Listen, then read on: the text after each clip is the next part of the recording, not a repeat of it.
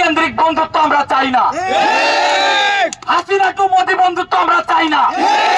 বন্ধুত্ব হোক বাংলাদেশ টু ভারত, বন্ধুত্ব হোক বাংলাদেশ টু চীন, বন্ধুত্ব হোক বাংলাদেশ টু নেপাল। কোন ব্যক্তি কেন্দ্রিক বন্ধুত্ব চলবে না। সেটা বিগত 16 বছরেও যেই কথা ছিল, স্বাধীনতা পরবর্তীও সেই মেসেজ। কোন ধরনের ব্যক্তি কেন্দ্রিক বন্ধুত্ব আমরা চাই না। প্রশাসনিক বিষয় প্রশাসনিক ভাবে হোক।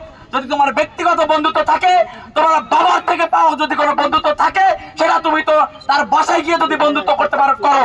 রাষ্ট্র পরিচালনার ক্ষেত্রে কোন ধরনের এই ধরনের বন্ধুত্ব আমরা মেনে নিব না। আজকে ফ্যাসিবাদী সরকারকে আমাদের দেশের সাধারণ শিক্ষার্থী এবং জনতা তাদেরকে তাদের বুকের রক্ত দিয়ে আজকে নতুন একটি স্বাধীনতা নিয়ে এসেছে। ফলে আমরা কোনো ধরনের এইরকম নিপীড়ন কোনো রাষ্ট্র বা যে কোনো ধরনের অন্যায় অবিচার আমরা কোনোভাবে সহ্য করতে চাই না। আজকে আমরা দেখছি যে আমাদের নিরস্ত্র সাধারণ নাগরিকের উপরে বর্ডারে যেভাবে কিলিং হচ্ছে, এটি সুস্পষ্ট আমাদের সার্বভৌমত্বের উপরে তাদের হস্তক্ষেপ। এটি আমরা ধিক্কার জানাই। এটি আর বাংলাদেশ আজকে সেই পর্যায়ে নেই যে আমরা চুপ করে বসে থাকবো। আমরা এই তীব্র প্রতিবাদ জানাই।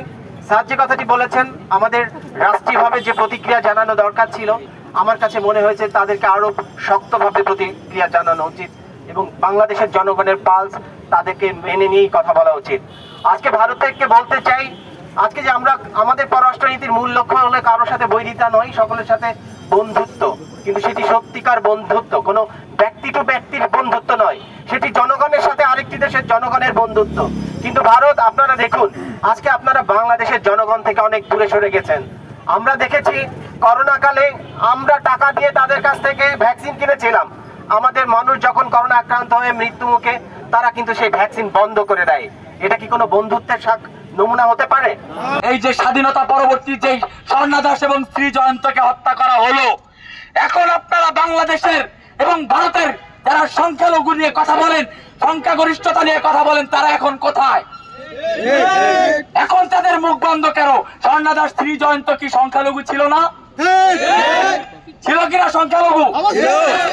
এখন তাদের মুখ বন্ধ কেন? এর দ্বারা স্পষ্ট ভাবে বোঝা যাচ্ছে এই 24-এর গণ অভ্যুত্থানকে বিতর্কিত করার জন্য একের পর এক ষড়যন্ত্র শুরু করেছে এই আওয়ামী মিডিয়া সেল, এই সুশীল সমাজ পরিচয়ধারী কিছু এই যে আওয়ামী দালাল চামচারা। সহাবস্থান, বন্ধুত্বমূলক অবস্থানের জন্য ক্ষতিকর যা কিছু আচরণ, ভারতীয় আচরণ, এই সব আচরণকে আজকে থেকেই পুনর্বিবেচনা করার আহ্বান জানায়।